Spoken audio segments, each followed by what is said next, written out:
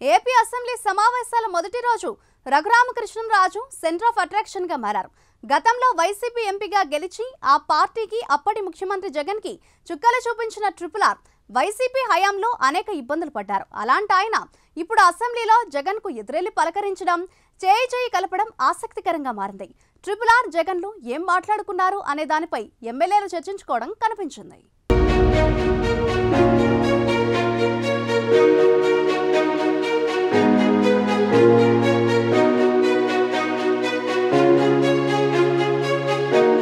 నరసాపురం ఎంపీగా గెలిచిన రఘురామకృష్ణంరాజు 5 ఏళ్ల కాలంలో తన సెగ్మెంట్కి చాలా కాలం దూరమయ్యారు. 2019లో గెలవగానే జగన్ పాలనపై యుద్ధం ప్రకటించిన ట్రిపుల్-ఆర్కి సొంత నియోజకవర్గంలో అడుగుపెట్టే పరిస్థితి లేకుండా చేసింది అప్పటి జగన్ ప్రభుత్వం.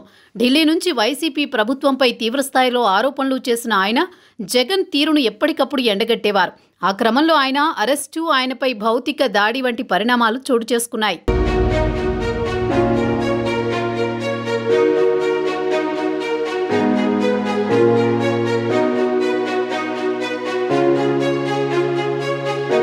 అప్పట్లోని తనపై దాడి గురించి కోర్టుకెక్కిన రఘురాముడు సిఐడి అరెస్టు చేసి తనపై 3rd డిగ్రీ ప్రయోగించారని, చంపేందుకు ప్రయత్నించారంటూ వైసీపీ ప్రభుత్వంపై సంచలన ఆరోపణలు చేశారు.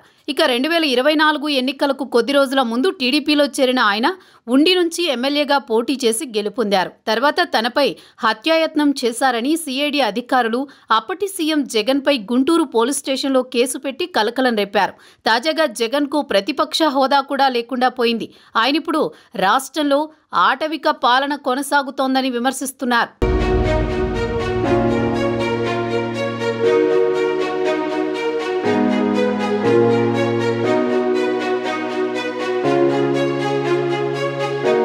జగన్ వైఖరిపై ట్రిపుల్-ఆర్ తాజాగా మళ్లీ ఫైర్ అయ్యారు. రాష్ట్రంలో శాంతి భద్రతల గురించి వైసీపీ అధ్యక్షుడు జగన్ మాట్లాడడం దెయ్యాలు వేదాలు వల్లించినట్టుందని విమర్శించారు.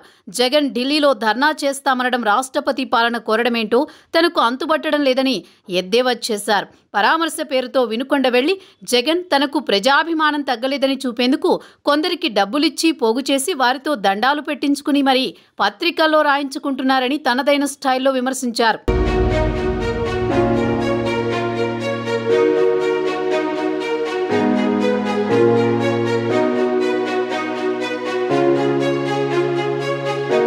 జగన్ అంటే ఒంటి కాలిపై లేచే రఘురాముడు ఏపీ అసెంబ్లీ సమావేశాల మొదటి రోజున తనలోని మరో యాంగిల్ చూపించారు.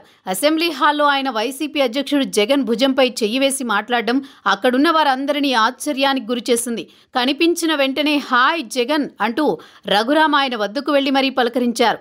రఘురాముడి పలకరింపు జగన్ను కూడా షాక్ ఇచ్చి ఉంటుందన్న అభిప్రాయం వ్యక్తమవుతోంది.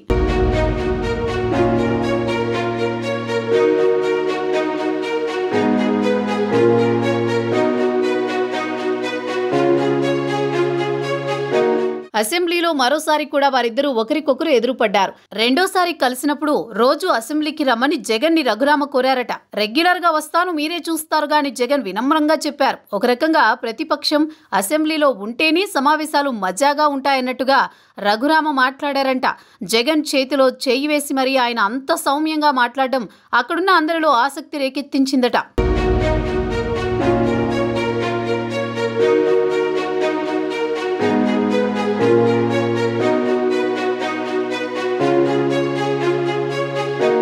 అసెంబ్లీకి ప్రతిరోజు వస్తే బాగుంటుందని అసెంబ్లీ లాబీల్లో మరోసారి జగన్కు సూచించిన ట్రిపుల్-ఆర్ అటుగా వెళుతున్న ఆర్థిక శాఖ, అసెంబ్లీ వ్యవహారాల శాఖ మంత్రి పయ్యావుల కేశవ్ను తనకు జగన్ పక్కనే సీటు వేయించాలని కోరారు.